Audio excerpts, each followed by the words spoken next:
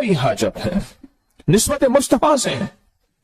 آج ایک خاتون نے ٹیلی فوننگ پروگرام میں کسی ملک سے مجھے بتایا کہ جب سے میں نے 1 to 9 کا عمل کیا، 129 بار سورۃ کوثر تھیلی پہ پڑھی، میری تھیلی میں سے سونا نکلتا ہے۔ یہ الفاظ ہیں، آپ ریکارڈنگ میں سنیں، یہ الفاظ ہیں اور ریکارڈنگ میں سنیں۔ آج پروگرام آج کا جو میں پوری دنیا کی سنتا ہوں، میری تھیلی میں سے سونا نکلتا ہے۔ کملی والے کی نسبت کے ساتھ، میرے آقا کی نسبت کے ساتھ جتنی بھی صورتیں ہیں، جتنی بھی آیات ہیں، جتنی بھی قرآنی نظام ہے، ان کی تاثیر کمال ہے۔ سارا قرآن کمال ہے، سارا قرآن بے مثال ہے کہ میں نے 129 بار سورۃ کوثر نہیں چھوڑی اور 129 بار سورۃ کوثر کو نہیں چھوڑا۔ ہاں، پر میری تھیلی سے سونا نکلتا ہے، جواہر نکلتے ہیں۔ کوئی کہتا ہے 5000 سے کم کا نوٹ نہیں نکلتا، کوئی کہتے یہ نکلتا ہے، کوئی کہتے یہ نکلتا ہے۔ نسبت مصطفیٰ، کملی والے کی نسبت، آقا کی نسبت، سورۃ کوثر کی برکت۔ اس دعا کو یاد کر لے، اللہم انی اسألک۔ آپ نا سواری میں بیٹھے ہو نا، میں ایک آسان طریقہ بتاتا ہوں۔ کئی سفر میں ہیں، کئی سواری میں ہیں، کہیں ہیں، نفل سفر سواری میں آپ پڑھ سکتے ہیں، نفل سفر سواری میں پڑھ سکتے ہیں۔ اس کے لیے قیام فرض نہیں، قیام فرض نہیں، اس کے لیے قبلہ رخ کا ہونا فرض نہیں، یہ بتا دوں آپ کو۔ کہیں گاڑی سواری میں آپ بیٹھے ہوئے ہیں، آپ ٹھیک خود ڈرائیونگ کر رہے ہیں، پھر نہیں، توجہ ڈرائیونگ کی طرف ہو۔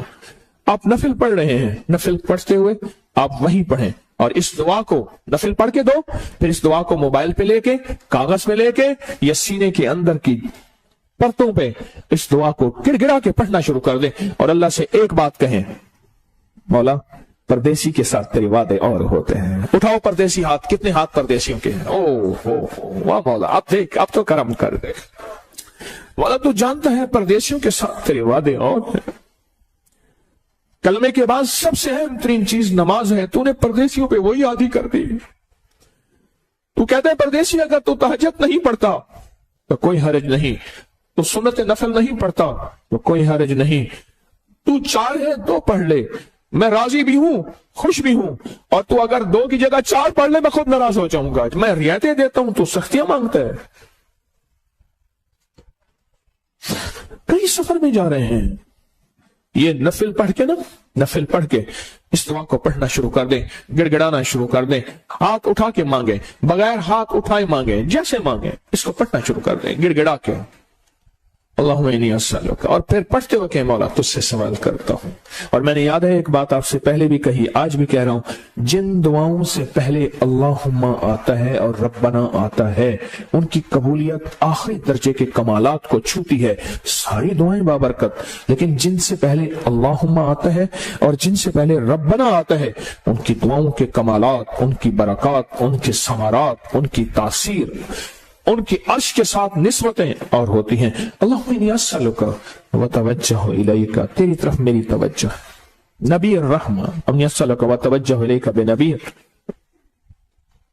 اللہم انی اسألک وتوجہ الیک بنبینا محمد، بنبینا محمد صلی اللہ علیہ وسلم، نبی الرحمہ یا محمد انی۔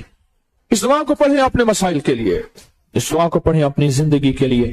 اور ایک میں عجیب بات بتاؤں، یہ دعا مسجد نبی تک نہیں ہے۔ اگر مسجد نبی تک کے سارے عمل ہوتے تو پھر ساری دنیا جا کے مسجد نبی میں عمل کرتی۔ میرے آقا کا فیض بر و بحر میں ہے، زمین و آسمان میں ہے، ہر پل ہر سانس میں ہے، ہر لمحہ ہر لہجہ میں ہے۔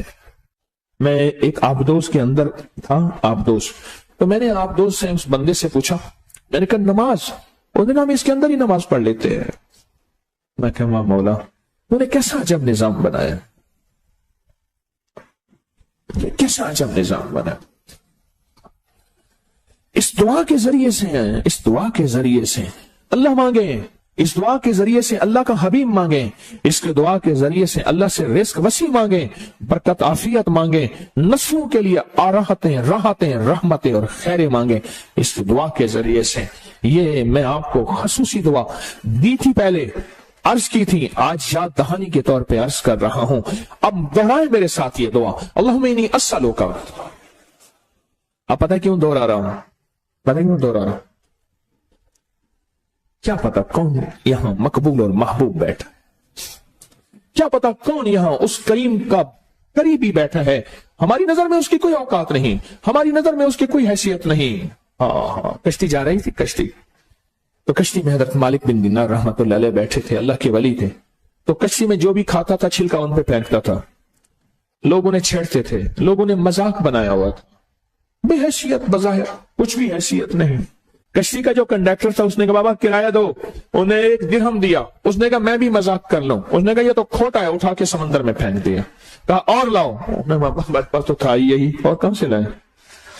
उसने कहा लोगों से धोखा करता है, शक्ल बुजुर्गों जैसी है और खोटे सिक्के देता है, मैंने उठा के फेंक दिया, लाओ। उन्हें कहां से लाऊं।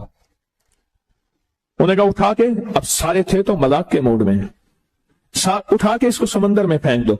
जब फेंकने का देखा ना तो ऐसी अर्श पर सिर्फ देखा, बस खत्म। मछली के चारों तरफ, कश्ती के चारों तरफ मछलियां मुंह के अंदर सिक्के दिरहम दिनार लेके आई। देख के कहने लगे ना ये मेरा दिरहम है। और उस कंडक्टर कश्ती वाले से कहा ये दिरहम है।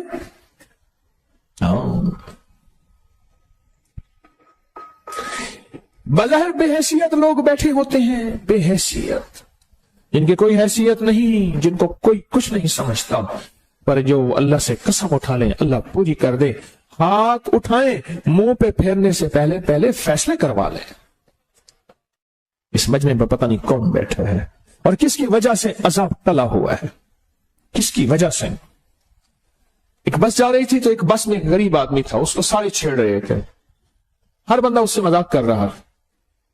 करते करते करते करते ना बस बारिश एकदम बादल आए और बिजली करके और बार बार बस के ऊपर आए, फिर बस के ऊपर आए, आखिर खड़ा कर दिया।